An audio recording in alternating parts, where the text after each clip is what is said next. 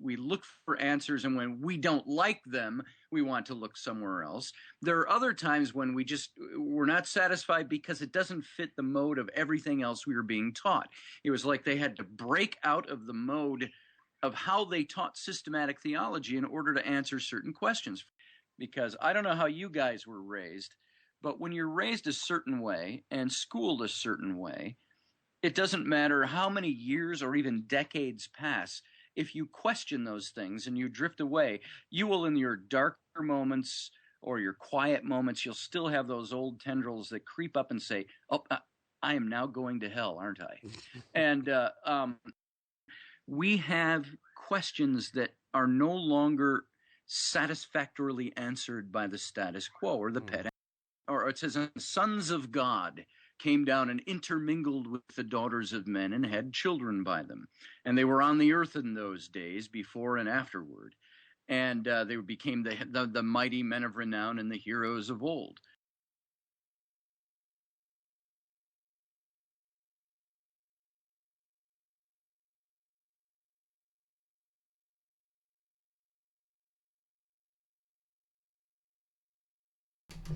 Evening, folks. Tonight we're going to talk about the Nephilim. And in order to talk about the Nephilim, we have to, the Nephilim, talking about the Nephilim is it's basically a religious debate. Just a second while I got to fix this camera business here. It's basically a religious debate. Because in order to discuss the Nephilim, you have to believe that the Nephilim are real. In order to believe the Nephilim are real, you have to believe that what the Bible says and the book of Enoch says is real. That's a religious text. So you have to believe in that religious text. It becomes a religious debate, whether they even exist, let alone whether they are the Bigfoots or not. So tonight we're going to do that. And I'm going to start out by, just a second here. I'm going to start out by playing a little bit of a show that I ran across a while back. And this is a guy named Scotty Allen Roberts, who, he was in the ministry for a while. He's been to seminary school. He did Bible study, and he spent decades looking into the original linguistic meanings behind everything that's in the Bible, etc., and so on. And this is pretty much edited version of what he has to say about the Nephilim. There's other stuff out there that you can go out there and find that he talks about the Nephilim and other things. But for now, let's go ahead and listen to this, and then we will get into our discussion. And for you, those of you in the town hall, I cannot hear you. We will begin the town hall discussion afterwards. So here we go. I had to start with who were the parents. It says human women that were interbred with the sons of God. And so I looked into the Hebrew text on that. And in the Hebrew, it calls these sons of God the B'nai Ha-Elohim. And it means literally the sons of the Elohim, or those of the Elohim. And then I had to go back to, well, then what is Elohim? What does that mean? And when I started digging into Elohim, Elohim is one of the names for God in the Old Testament. The base Hebrew word for God being El, and Him is actually a Hebrew suffix that is tacked onto the end of a word to denote plurality. Mm-hmm. So when you look at the name of God, it's used almost 3,000 times in the Old Testament, Elohim. It literally means, by definition, God of or among many gods. And that was one of my questions in seminary. What does that mean? Yeah. I would ask myself, well, that obviously means nothing more than a singular God with a multiplicity of majesty and power. It would be as if you'd hear Queen Elizabeth saying, and we bestow on our subjects our latest edict. She speaks of herself in the plurality, a multiplicity of powers. Okay, so I found that, and I understood that. I also found it in rabbinic scholarship that it's defined the same way. But they also use the same word to define the man who had Elohim in his tent, meaning he made out of wood and copper and bronze. He would cast all these different little idols and gods. They were referred to in a plurality as the Elohim. You also have the fact that this word is both singular and plural, depending on how it's used contextually in a sentence. Now, this is where, by the way, in the book, I tell people, now, don't let your eyes glaze over. Linguistics is fun, especially ancient linguistics, because it sheds light on something. And so I looked at this and found that Elohim is a lot like our word for deer in the English language. You can say, I see a deer, singular, in my front yard. Oh, and I also see a herd of deer, plural, in my backyard, depending on the context in the sentence. Now, go to Psalm 82. Man, I almost sounded like a Southern Baptist preacher. Turn in your Bibles to Psalm 82. If you go to Psalm 82, you will find an interesting group being addressed by God. And in the English version, it says God, and it uses the word gods as plural with small g. And in this passage, you have, in the Hebrew, you have Elohim speaking. Now, Elohim, the God among many gods. And it says this in the passages, and Elohim, singular, stood in the midst of the Elohim, plural, and he, singular, said to them, plural, you are all Elohim, the bright shining princes of heaven. And then he goes to establish his superiority over them by casting judgment on them for some unspoken deed. And the way I started seeing this is a group, by the way, that's referred to as the Divine Council, and which there's not a divine council of one. And people have many times mistaken these beings for angels, when the interesting thing is that in all of these passages speaking about the Nephilim or the Elohim or the sons of the Elohim, it never uses the Hebrew word for angel, which is malach or malachi or malachim. It speaks using the Elohim, which means they are different than the angels. So the Nephilim have nothing to do with angelic beings. They have something to do with a body, a group called the Divine Council, the Bnei Ha-Elohim, the sons of the Elohim. So now you start going back in the Bible to other passages, and you look at, of course, the Nephilim story at the beginning of the flood. The Bnei Ha-Elohim descended to the earth. You go to the book of Enoch, one of the cast-out books, the non-biblical books, and he's got 11 chapters on these beings. He refers to them as the Watchers, these same beings. And by the way, in the book of Daniel, when Nebuchadnezzar falls into madness, the king of Babylon, it says that he encountered that the Watchers appeared to him. It says in the book of Daniel. And then now you go all the way back now to in the book of Genesis, to the creation story and the Garden of Eden scenario. And in this story, now let me ask you guys, I'll give you a pop quiz on your Bible knowledge. Okay. Who were we always taught was the serpent in the Garden of Eden? Satan, the devil? Yeah. Satan. Yes, Satan, the devil, Lucifer. But what I found very interesting was that in the Hebrew, those terms never appear. And it's not until almost 1,000 years later that one of the prophets ascribes to the serpent in the garden a very light reference to that serpent in the garden and refers to him as the devil. But it's almost an obscure reference. And any reference referring to the serpent in the garden in the Bible is very obscure as to him being Satan. Yep. If you go to the actual Genesis text, the text calls him Nakosh in the Hebrew. Not Satan, not Lucifer, not the devil. And Nakosh, by definition, means this: the bringer of knowledge, the illuminator. Now think of Psalm 82, the bright shining one. And in Psalm 82, God referred to Elohim, this group, this divine council, as the Elohim, as the bright shining ones.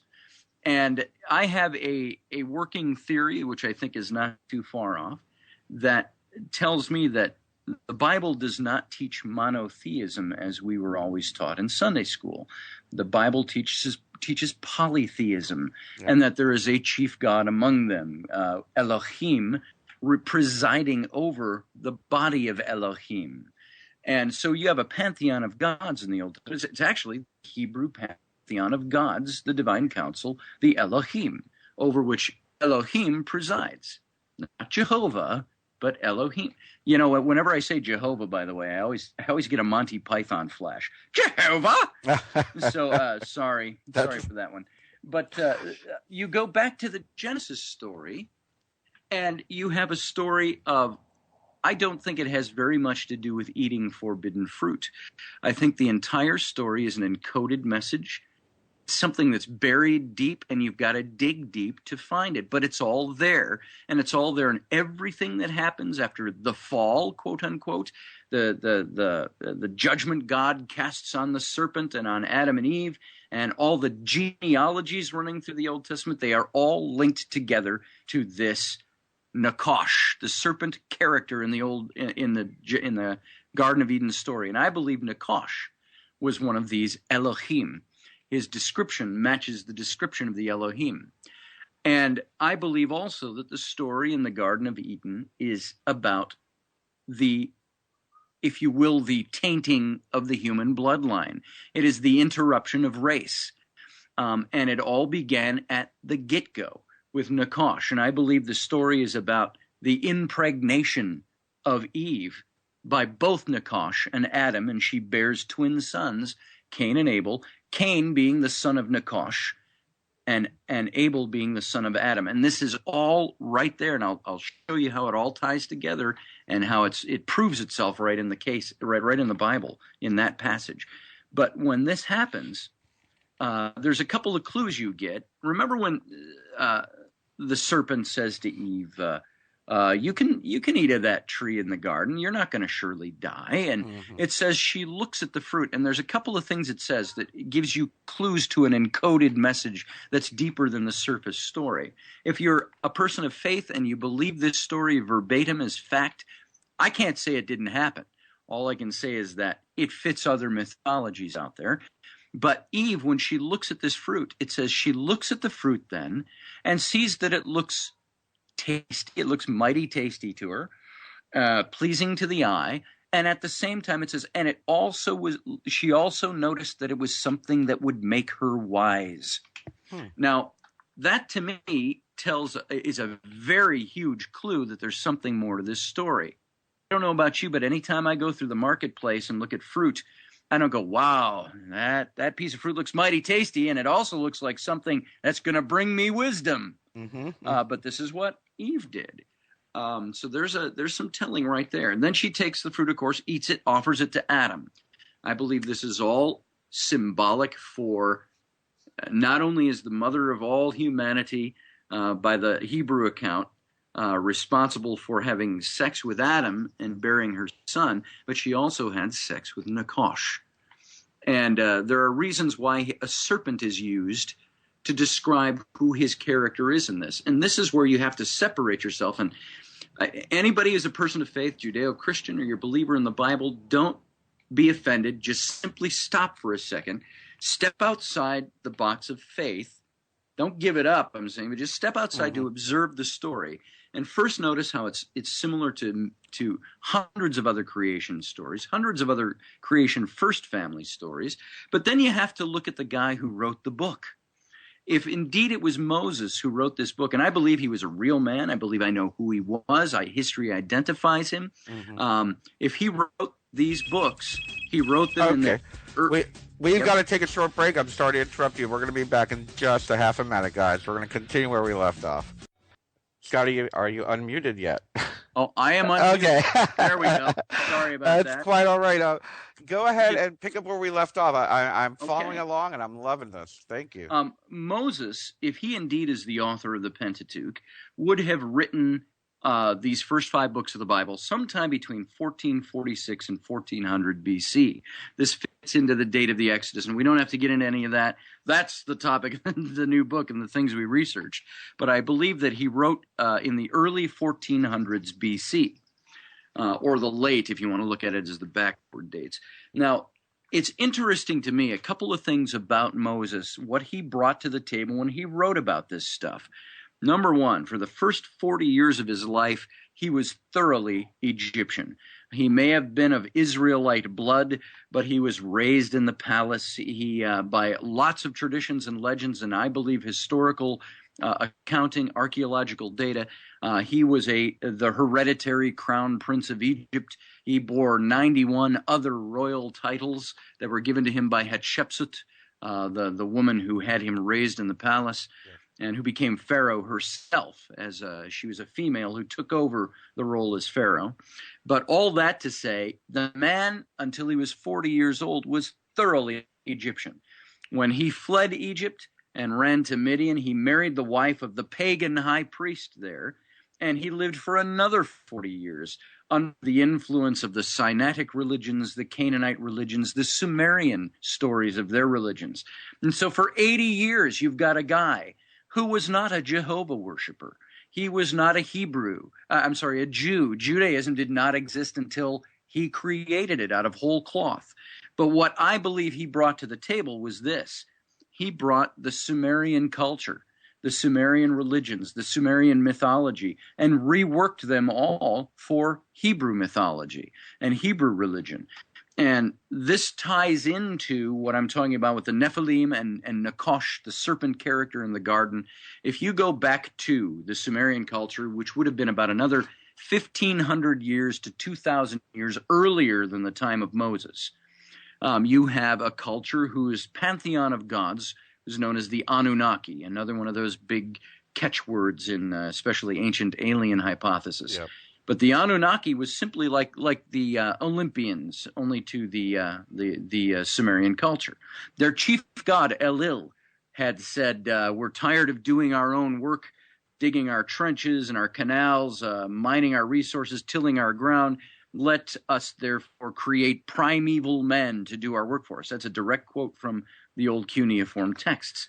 And so he conscripts his brother god, Enki, who is also known as Ea, in the neighboring Akkadian culture, Enki-Ea to create primeval man, which he does, and years pass, and then in these cuneiform texts you have the story of King Atrahasis, who sends out a plea to his god, Enki, the patron god of his city, Eridu, and he pleads to him to help release them from this bondage of slavery. And so Enki hears his plight, and he rises up out of the great underground sea, the Abzu, and he boats through the Serpent's Marsh, which surrounds the city of Eridu. And it's still that way today, by the way, still referred to as the Serpent's Marsh. And the backwaters of the Euphrates River there in what is now Iraq. And he loves this place. He loves the Serpent's Marsh. It becomes known as, remember, Enki-Ea becomes known as Ea's Marsh or Ea's Den, which eventually became known as Eden or Eden. And he comes up out of Eden, and he helps deliver the forbidden knowledge of the gods to King Atrahasis, and he and his mighty warriors help Atrahasis and the humans rebel against Elil, the chief god, and they win their freedom. And for this, Enki is condemned and his followers to the subterranean caverns of the earth to dwell forever as a punishment. Now, start making some comparisons to what you find in Exodus and Genesis, and you will see where I'm getting with Moses and the writing of this and creating Judaism. If you look at the similarities, let's start with the names, Elil and Enki-Ea. Over the next 1,500 to 2,000 years, with the migration of man and religion from the Fertile Crescent area down into the Canaanite region, the Canaanites picked up the language, and Elil became the name El, which was the Canaanite name for God, which the Hebrews picked up, and El became El, and Elohim, and El Shaddai, and El Elyon. Look at the name Enki-Ea. Ea, the more familiar name, became known in the Canaanite culture as Yahweh, which is the Hebrew word for Jehovah.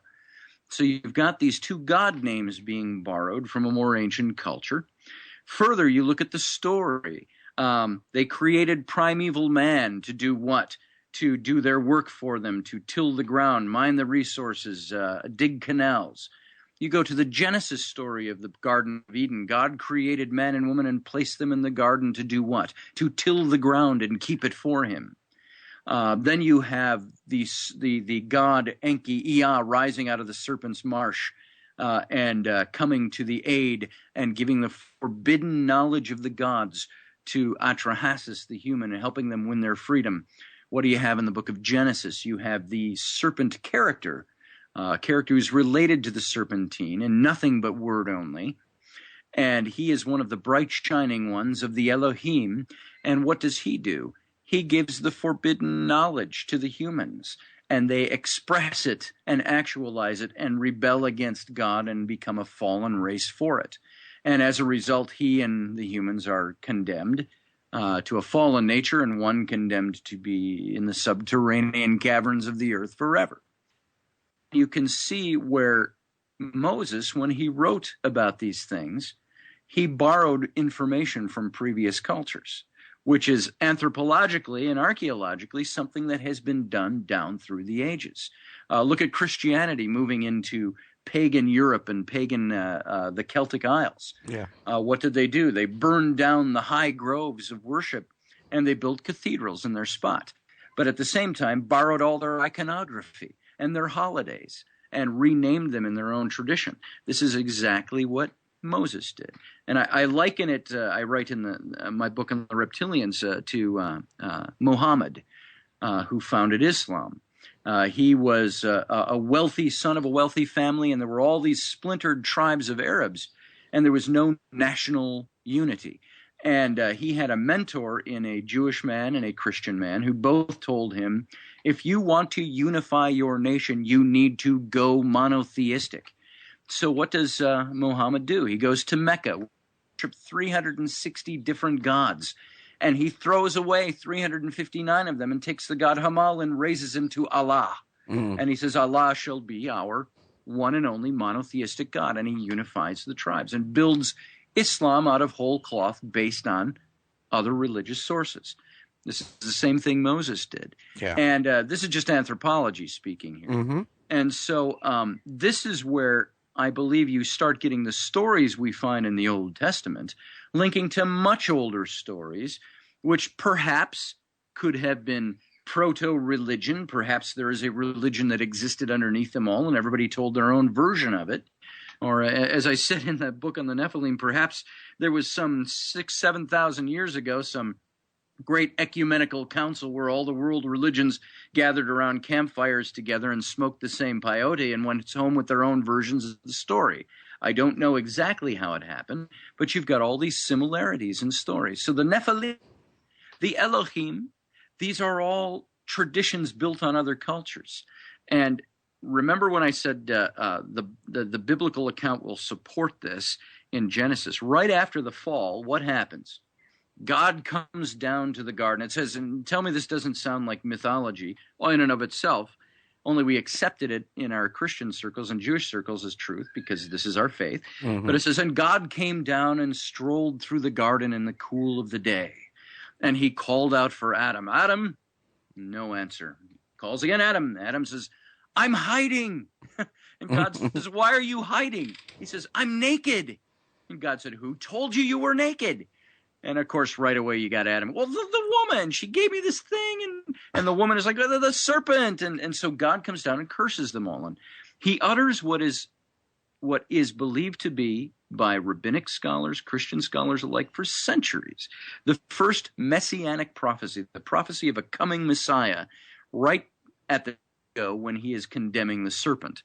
And it says, he says to the serpent, and there will be a day when you will bite his heel, but he will return and crush your head. This is considered a messianic prophecy. Now, the interesting thing in Hebrew or Israelite tradition, the Messiah became known as the kinsman redeemer, the one who would be one of us redeemer. As a matter of fact, if you go to church at any holiday time, you'll hear a preacher will say, and Jesus came as one of us. It's that watered-down version of the kinsman redeemer. And this plays great bearing, and this is why the Old Testament, from that point on, it gives such strong credence to the tradition of the firstborn and the genealogical record. You look at the chronologies listed in the Old Testament. The purpose was to establish that the Messiah was going to come from the seed of Adam, the pure human, because Adam begat Seth, and Seth begat so-and-so, and so-and-so begat so down. You'll get 13 chapters of the Book of Chronicles. And the whole point was this, to establish that the coming Messiah prophesied about in the Garden of Eden would come from pure human blood. And it says this over and over and over again, which obviates the opposite. If you have to keep saying he's going to come from pure human blood, it means there was something else. And this is where you look at the next thing God said in the garden as he's cursing them. He says to the serpent and to Adam and Eve, he says, and there will be perpetual enmity or conflict between the seed of the serpent and the seed of the human. And he's establishing that there is a dual bloodline that has been created. And why do you think, when you look at all these chronologies, which by Hebrew tradition carries them through the firstborn, when they get all the way back to Adam, they don't go through Cain, who the Bible says was the firstborn of the twins. Why don't they go through Cain? They don't even go through Abel. Chicken scratch through Abel. He's been murdered. Mm-hmm. They go through Seth, the thirdborn. Why do they do that? Is it because he murdered his brother? No, that doesn't take away his firstborn status. They do this because Cain is not of pure human blood and therefore could not bequeath the line of the Messiah. Cain is, for all practical purposes, is the first of the Nephilim because he is bequeathed by one of the Elohim. And in the story of Noah and the ark, you have the sons of God, the Elohim, interbreeding with women and creating the Elohim, or the Nephilim. And this is a story that I would dare say, the story of the Messiah, the kinsman redeemer through the whole Old Testament, is one that is piggybacking the story of Race Interrupted. Absolutely. Wow. And I got to just jump in here, Scotty, and ask you, I just recently... Something to keep in mind is that if the biblical tradition was built on other traditions of ancient cultures and ancient religions, even if it was a proto-religion that existed at the root of everything, you look at all the different stories in different cultures and religions of creation and of first families, and almost all of them show either the original couple or the daughter of the original couple bearing multiples, twins, triplets, quadruplets, and so on. Many of the creation story traditions have multiple births at the very beginning. And so for Cain and Abel, where the Bible does not explicitly say they are twins, I believe they were twins. It goes with religious tradition, other cultural stories, and it goes along with the story of what actually happened there. And by the way, another thing I found very interesting about that whole scenario is you see, remember in the biblical story, it says that Cain was not accepted by God because he brought the wrong kind of offering and lived the wrong kind of life and whatever, and that Abel was accepted by God. He was the righteous one. And so Cain murders Abel for this reason. But you never see conversations between God and Abel, but you see a whole lot of conversation between God and Cain. You see God warning Cain at the beginning, don't give in to sin, it's at your doorstep. You don't see him saying, Abel, watch out for your brother, he's about to kill you with that rock or that jawbone of an ass or whatever it is. And then he further afterwards, God says, where's your brother Abel? Or Abel? And Cain says, am I my brother's keeper? And God says, your brother's blood screams out to me from the ground. And what is Cable, I keep mixing the names together. What is Cain's answer? He says, where shall I go? Because wherever I go, men will know what I have done and will want to take my life. Now, by my accounting, there were only 3 people right now. There's Adam and Eve. There was Abel, chicken scratch through Abel, and there's Cain. It doesn't mention any other descendants. It doesn't mention any other children. I thought the Bible was very specific about these things. It was very vague there. And it says Cain, then God puts a mark on him so nobody will kill him. And he runs off east to the land of Nod. And he marries his wife, or it doesn't say he marries her. It says he lays with his wife, bears his first son, names him Enoch, not the same Enoch of the book of Enoch, and that he builds a city and names the city after his son, Enoch. And by the way, just as a side point, by ancient linguistics, the name Enoch, if you take ancient linguistical rules and the languages in the region, Enoch, the E turns to a U, the N turns to an R. In English, I don't know how that works, it just does. Enoch actually means Uruk, which is the name of the city, which is the ancient rendering for the name Iraq. So this is all that Cain does, and I find it very interesting that God speaks only to him, and I think it's because there is a connectivity through the Elohim. Very fascinating. Now, is it fair to say, or are you suggesting that maybe either Cain or Abel were from a separate bloodline? Yes, I believe Cain was of the bloodline of Nakash and Eve, and Abel was of the bloodline of Adam and Eve. And this is why they never trace the lineage through Cain. He's not of pure human blood. And this is why, and it's almost a bittersweet passage if you read it in Scripture. Remember when it says, and Adam lay with his wife again, and she bore a son, and she named him Seth.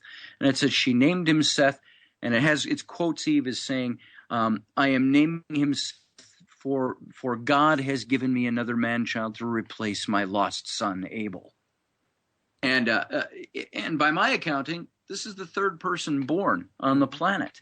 And if she has a ton of other sons and daughters, why is it such a bittersweet passage? God has given me another man-child to replace my lost son. And they've lost Cain. I believe Cain is of the seed of Nakash. He's one of these mixed blood. He is one of the Nephilim. And this is why there was the mark put on him. And this is why I believe it was his seed that kept progeniting the rest of the Nephilim, which it said at the beginning of the flood story. It talks about the story of the sons of God coming down, intermingling with the daughters of men, and having the Nephilim. What I find very interesting in this passage is that when you look at what does it say about Noah in the English Bible? What were we taught in Sunday school and church and synagogue? It says Noah was chosen because he was a righteous man. This is why God picked him out. He was righteous and he was pure in all generations. Now, the interesting thing that we gloss over in that is the Hebrew, which says not righteous. That's the way it was interpreted in English. It says, and Noah was a pure-blooded man whose lineage was pure in all his generations back to Adam. And that he was a pure-blooded human while the rest of humanity was tainted. Remember, the story also tells us that the flood was brought on by the wickedness of man. Well, in the Hebrew, the connotation is different. It's not the wickedness of man. It is the wickedness brought to mankind by this mixed blood. The wickedness brought to man, which tainted the human blood and made them wicked in God's eyes. And Noah was the only pure-blooded one left. Very, very interesting.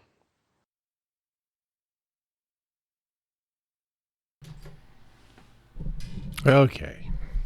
Now, that guy has a really good breakdown of the Bible.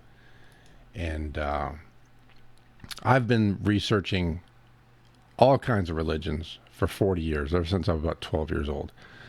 I was in a Presbyterian church, it's like Protestants that act like Catholics, basically.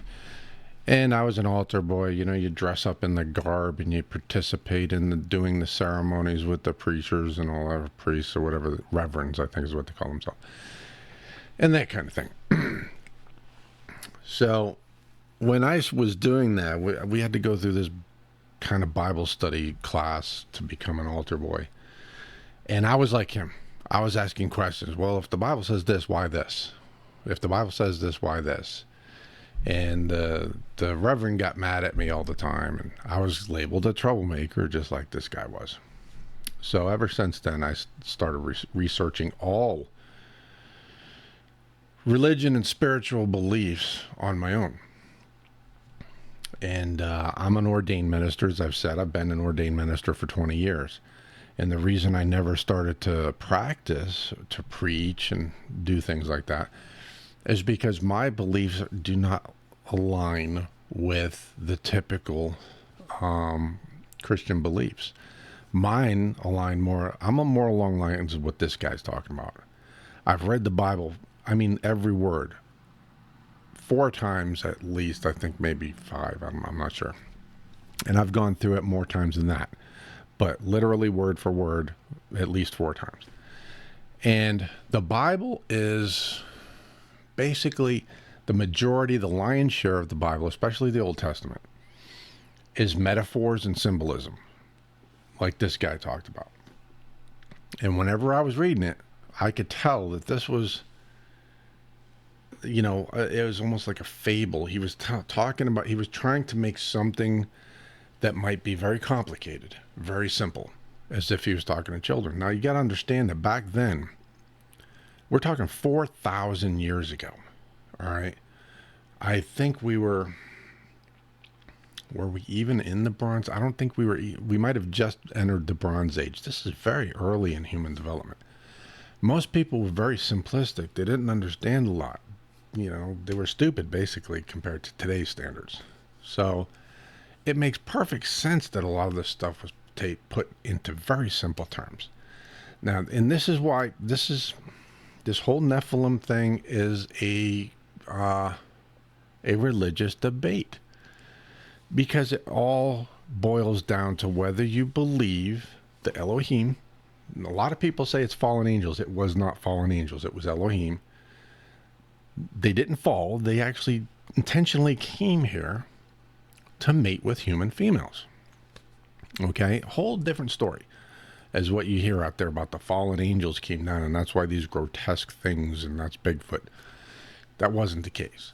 And Cain was given a mark by God so that humans would not kill him because of his history. I think if you want to believe in the biblical take on the Nephilim, then you have to believe that would mean that humans will not harm Bigfoot.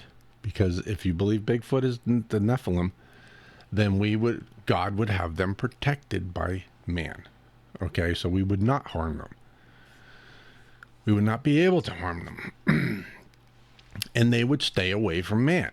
So we would probably never see them at all. Not running across them now. I mean, there could be an argument for the way that people interact with Bigfoot right now, but I don't think that has anything to do with it.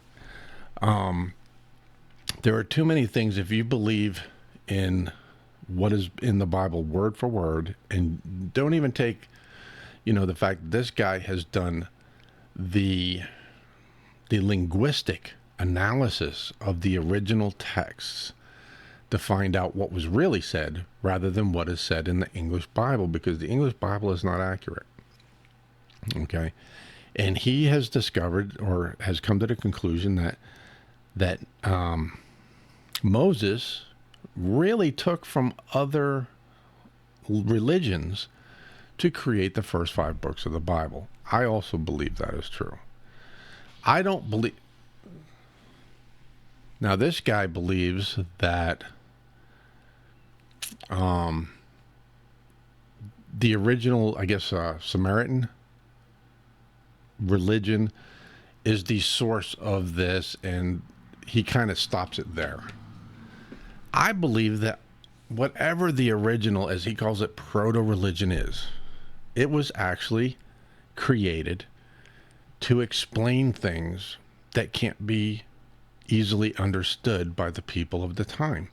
Because the Sumerian religious texts were even earlier than that. We're talking 6,000 years ago. Pretty sure we were still in the Stone Age. The Stone Age people, the only thing we had was, do you think Flintstones? You could, chip circles, wheels, and make fire. And that's about it. That's all they had back then, or they were just coming out of it. So people weren't the sharpest tools in the shed back then. So if you wanted to explain something, if you had the people that were the more intelligent, just like we have today, you have Einstein, Newton, and all of these people who have brought us a scientific, the basis of some of our physics and basis of some of our sciences and that kind of thing. Galileo with astronomy and all that. I'm sure they had their own versions back then, but back then everything was it was oriented towards spiritual. They were trying to figure out why they were there, who they were. That was the very first thing that they started to question as they became sentient and started to see themselves and understand themselves in the universe around them as being something other than, they're not just dumb animals anymore. So they start to question these things. And so those smarter ones come up with these philosophies, these ideas, which really aren't far off the mark, actually. And they dumb it down for the rest of the population to understand. And there's your proto-religion. And then from there on, more religions come up. Because if you think about it, Adam and Eve, he talks about there were two bloodlines, Cain and Abel, or Cable as he puts it. So Cain and Abel, two different bloodlines. Abel and Seth, really, are the pure human bloodline. Then you have Cain, who is if you want to look at it technically, the description of Cain is that of a demigod. He would be just like Hercules. A god came down, had sex with Hercules' mom, a human, and Hercules was born. He was considered a demigod. So Cain would be the same, a demigod, which would make all of his, offspring demigods, especially if there were more of these Elohim coming down and making, more demigods. You would have demigods everywhere. All right. And they would be, think about the legend of Hercules, which, is one religious, stems from one religious source. The Olympians, which he refers to as the Anunnaki, were like the Olympians. He's talking about not, track stars, but the gods that lived on Mount Olympus and that kind of thing. So that's what Cain would be, and that's what his offspring would be, and that's what Bigfoot would be. Bigfoot's not a demigod. Bigfoot's an animal, So if you want to believe things literally by the Bible, without understanding what the original words mean, you're going to have a completely different description or idea of what the Nephilim is. And if you believe that's what Bigfoot is, what Bigfoot is.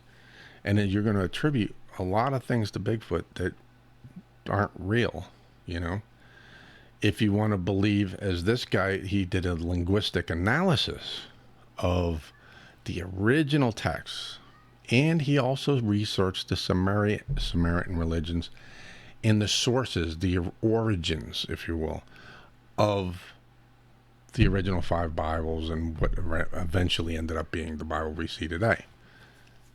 Then you would have to believe that Bigfoot is just another man. All right, but what I find interesting is that they have the two bloodlines. Now, scientifically, we are trying to figure out where's the missing link. We have humans. Humans are coexisting on the planet with another human-like lineage.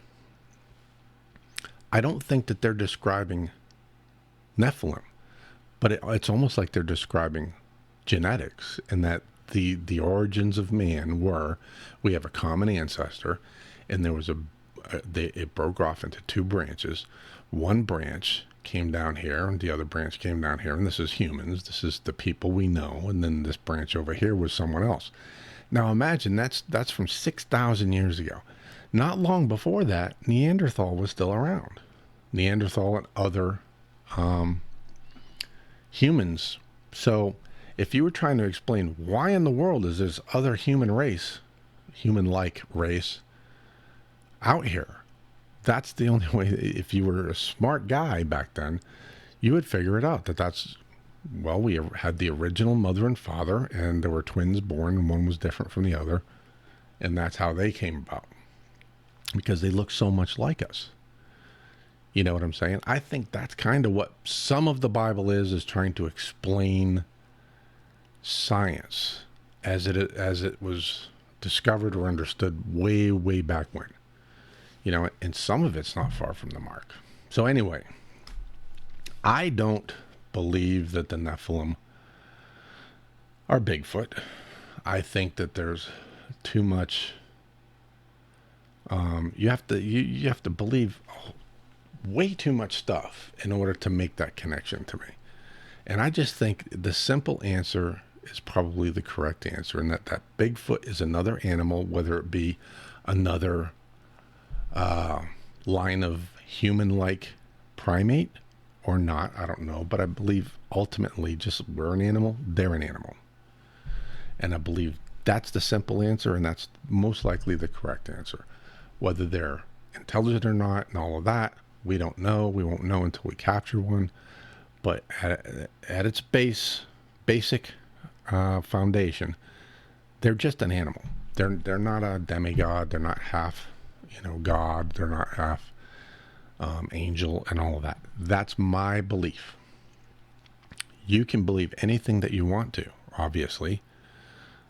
This is not for me to try to argue with anybody. I presented some information, and the reason I presented all that is so that you would understand that when you're out there listening to these other stories about half angels and, the Nephilim, things are not as, the things that we hear are not accurate. When you go down and you actually research things, you find out that, oh, that wasn't right. It's actually this. So you really need to take things with a grain of salt when you're thinking about the Nephilim and the biblical connection and all of that when other people are talking about it. Anyway, I'm going to go ahead and open it up to the town hall at this point. Guys, it's going to take me a minute because I can't hear you right now. I have your audio going to dev null, basically. It goes nowhere. I can't hear it. So right now I'm going to close out the YouTube show, but all I'm really going to do is put up a graphic that says the show's ending, and then I'm going to leave it there for a second, then I'm going to take it back down, and we're going to start the town hall. That just gives me a place to cut the video to make the short show video out of. So